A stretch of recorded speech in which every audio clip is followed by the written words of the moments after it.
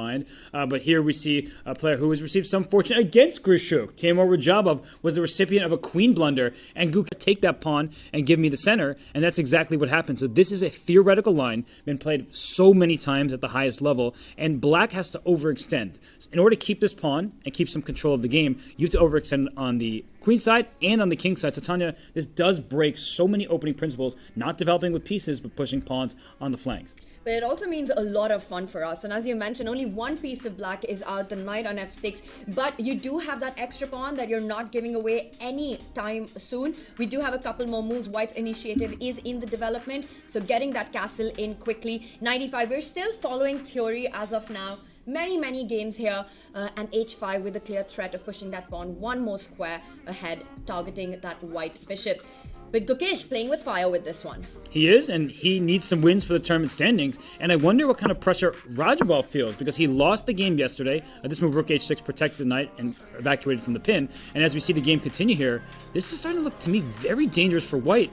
Radjabov playing instantly, but rook fd1, the engine doesn't like it.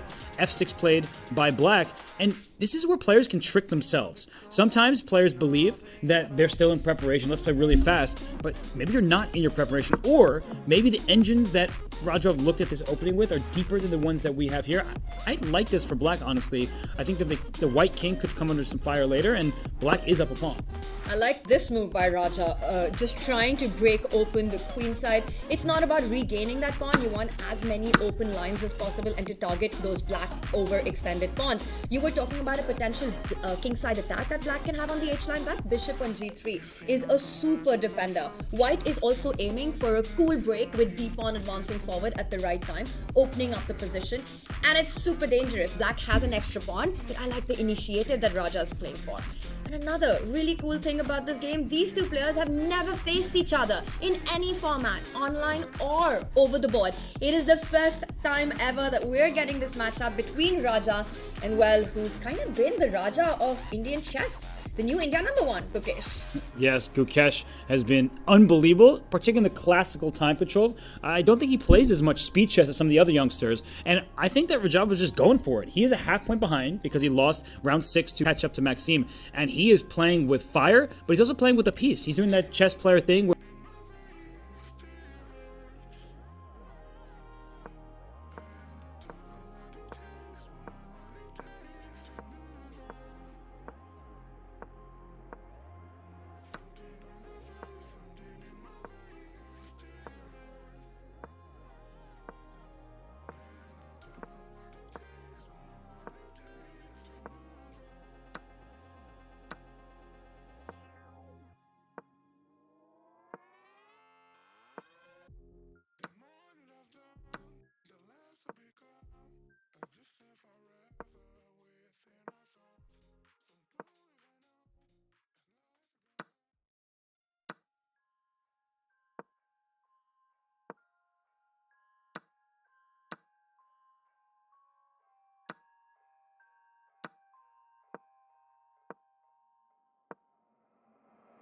I've seen enough things to lose hope.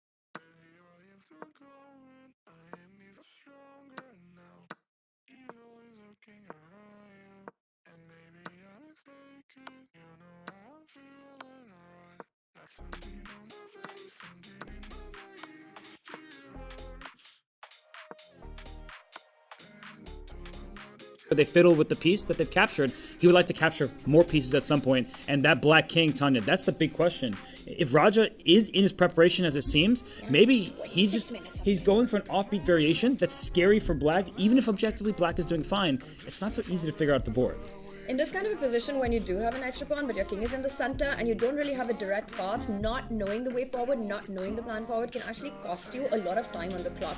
Now Gukesh coming into the 20-minute mark, and it's the kind of position which white, if you are able to build, you get your rook from a1 to c1, a timely a4 or a d5 break, give white just a couple of moves and the attack can be really strong. Gukesh needs to be precise and careful with how he responds, and looking at the clock, it's clear there's only one player out of these two who knows what he's doing. And that is Teimour Radjabov. 26 minutes on the clock, so we will come back to this one as Gukesh goes into a think, trying to navigate his way. He does have the extra pawn, but double G pawns, plus a lot of initiative in the center for white with the mobility. That bishop on G3, a super strong piece, an A4 break in the air, the C6 pawn, a backward pawn.